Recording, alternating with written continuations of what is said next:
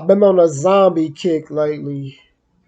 I'm actually lying. I stay in zombie mode.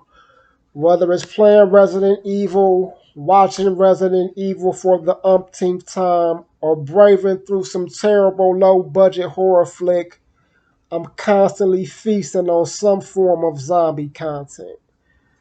One format I don't consume all that often is the book medium, though I have read the Walking Dead graphic novels through the Whisperer saga.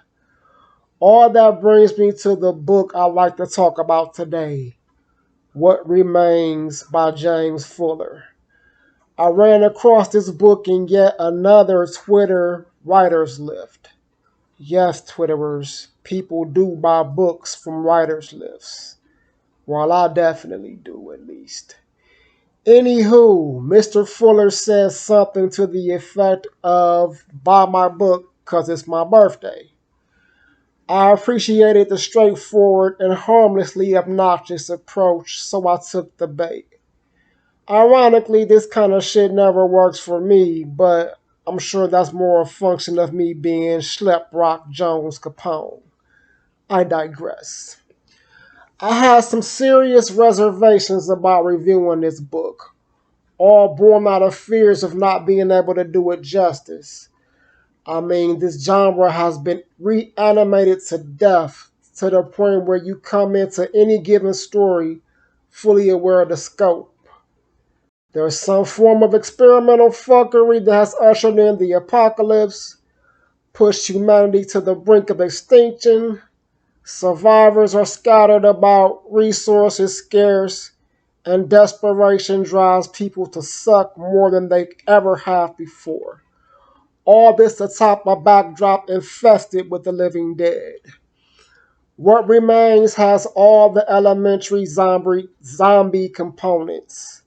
It's all about Mr. Fuller's perspective twist on a story as old as 1968.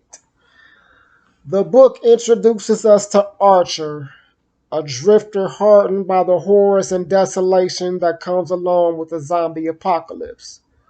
All he really wants to do is survive, and he's willing to do just about anything for it, preferably alone. There are two things standing in the way of that desire solitude, and that is the fact that he's a true to life badass, and there may actually be a good person hidden somewhere deep inside that rugged exterior.